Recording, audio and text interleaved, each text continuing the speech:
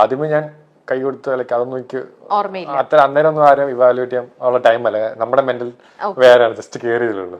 ഇപ്പൊ ഞാൻ കാണുമ്പോ ലൈക്ക് അവളുടെ ഒരു ഫോട്ടോ ഇങ്ങനെ നിൽക്കുന്ന ഒരു ഫോട്ടോ ഉണ്ട്. ഫോട്ടോ കാണുമ്പോഴത്തേനും ഭയങ്കര ബോൾഡ് അല്ലെങ്കിൽ ഭയങ്കര സ്ട്രോങ് തന്നെയാണ്. Bold in the sense like കുട്ടിത്വമൊന്നും ഇല്ലാത്ത ഭയങ്കര ബോൾഡായിട്ട് സംസാരിക്കുന്നു അങ്ങനെയൊക്കെ.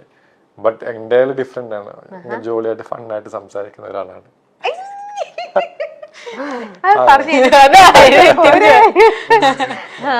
ശ്രീതു ഭയങ്കര ഭയങ്കര ഒരു എന്താ പറയാ കുട്ടിത്തം ഭയങ്കരമായിട്ടുള്ള. എനിക്ക് പേഴ്സണലി എന്താ പറയാ, ഇപ്പം അടുത്ത ആളെ ഉപദ്രവിച്ചിട്ട് അവിടെ കയറി നിൽക്കണമെന്നൊന്നും ഇല്ല.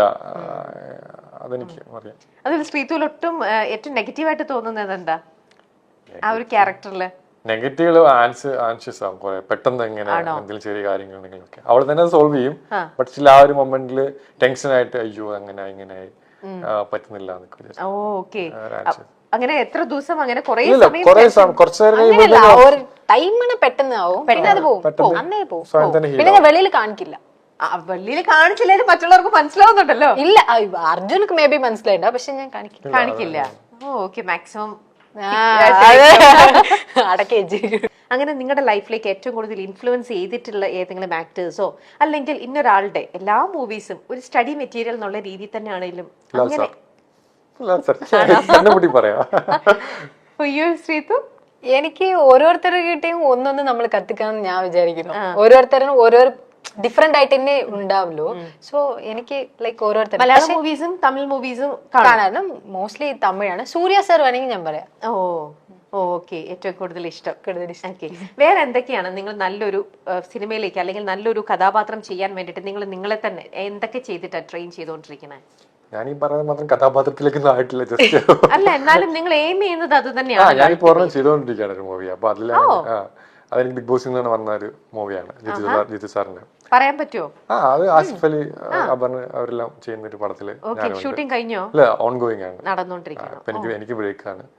അപ്പം അതിലെനിക്ക് ലേണിംഗ് ആണ്, ഫുൾ ലേണിംഗ് ആണ്. അത് അത്ര വലിയ ക്രൂവിന്റെ കൂടെ ചെയ്യുന്നു. ഇതിൽ നിന്ന് ചെയ്തോണ്ട് എനിക്ക് അവിടെ പോകുമ്പോൾ കുറച്ചൊക്കെ അറിയാൻ പറ്റി. Everyday learning process. അതിപ്പം ഇന്ന ആളൊന്നുമില്ല, ഓരോ ആൾക്കാരും കേൾക്കുന്നത്. പേഴ്സണലി ഞാൻ ലാൽ സാറിന്റെ ഞാൻ അഡ്മയർ ചെയ്യുന്നൊരു മനുഷ്യനാണ്. അപ്പം അങ്ങേര് പറയുന്ന നല്ല കാര്യം ഞാൻ ഫോളോ ചെയ്യാൻ നോക്കും. അല്ലെങ്കിൽ എനിക്കറിയില്ല, എനിക്ക് ഭയങ്കര ഇഷ്ടമാണ്.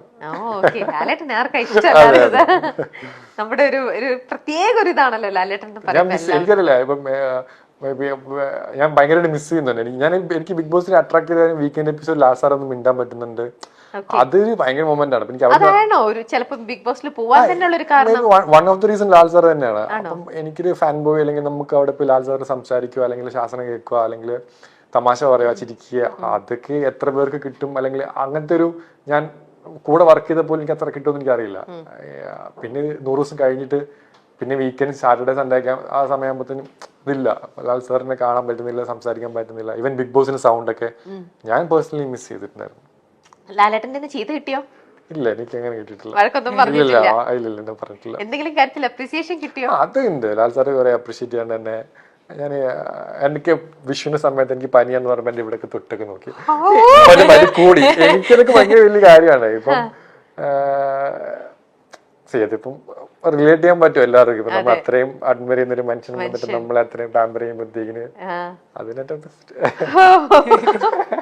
അപ്പൊ പനി വന്നത് തന്നെ നല്ലതെന്ന് തോന്നിയിട്ടുണ്ടാവും. എനിക്കൊന്നും പറയാനും പറ്റുന്നില്ല.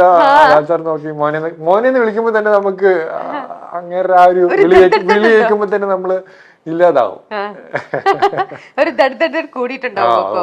ഉറപ്പായിട്ടും. അപ്പൊ അടുത്തിരിക്കാനൊക്കെ ആണെങ്കിൽ ലാൽ സാറിന്റെ കൈ പിടിച്ച മൊമെന്റിലൊക്കെ ആണെങ്കിൽ ഞാൻ അതൊരിക്കലും എന്റെ ലൈഫിലെ ഏറ്റവും ബെസ്റ്റ് ടൈം ഞാൻ ബിഗ് ബോസ് ചെയ്യുന്ന ടൈമാണ്.